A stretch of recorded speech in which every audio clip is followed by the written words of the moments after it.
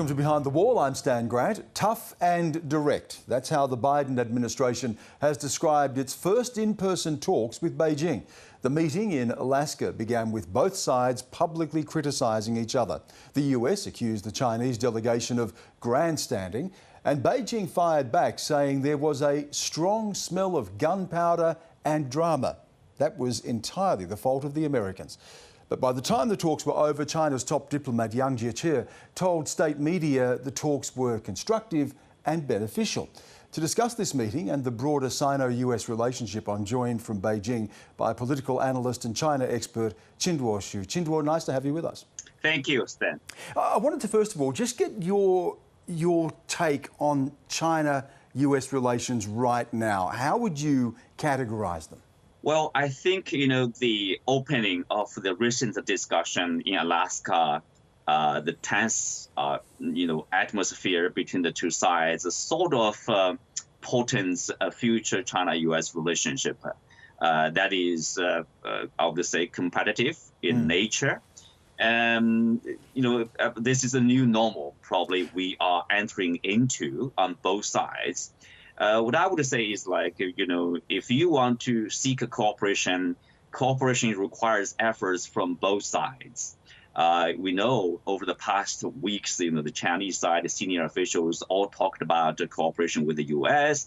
and bringing the relationship back on track. But if the Washington thinks differently, and then so it will be a different situation.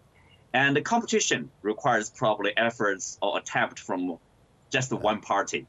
The Washington sees the relationship with China mostly as competitive in nature.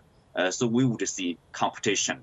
Washington is more powerful. Washington is still able to basically set the tone or shape the relationship with China. If they say, the major theme between Washington and Beijing is competition, I would say largely the relationship is competition, despite cooperation in some areas like climate change. Qinduo, you said earlier there that this requires effort from both sides. And let's look at the Chinese side.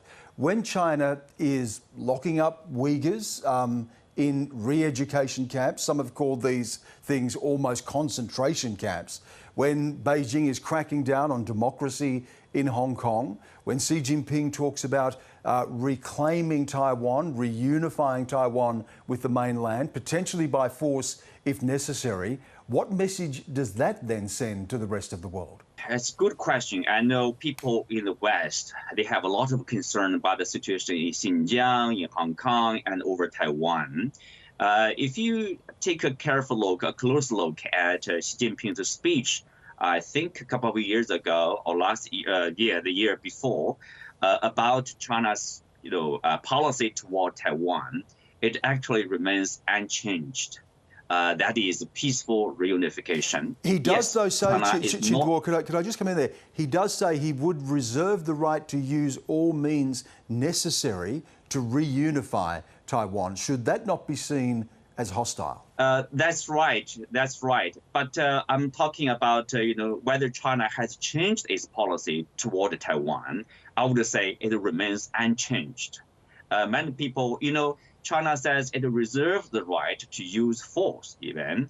That basically remains unchanged. That's not from Xi Jinping. That's from previous governments of Beijing. So, yes, you do see tension over the Taiwan streets, partly because of the interaction between Beijing and Washington. We know the Trump governments tried to increase the cooperation or the level of relationship between Washington and Taipei, sending government officials, cabinet ministers to Taiwan.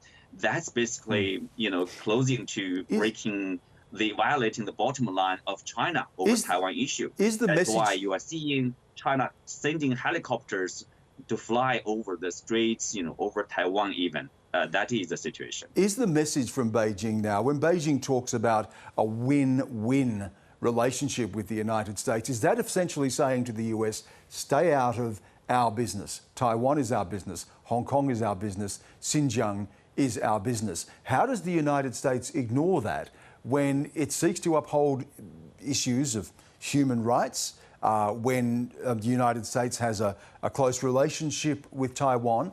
Is the message from Beijing, stay out of our business? Xinjiang and Hong Kong is a bit different from Taiwan, let's say, because Taiwan is more complicated. Taiwan, in a sense, is the fundamental issue between China and the U.S.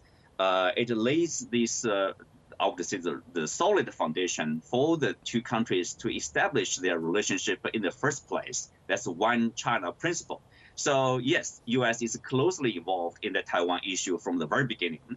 But for Hong Kong and Xinjiang, it's a bit different. You are right.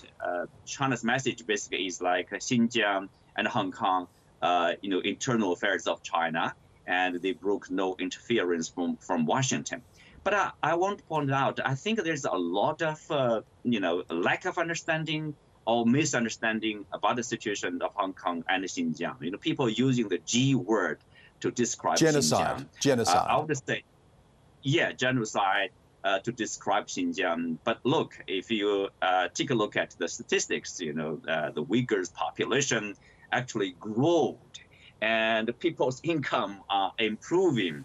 And yes, because of the different culture and different practice, then I understand why it's so easy for people to accept this narrative, like, oh, China is somehow doing genocide to Uyghur people.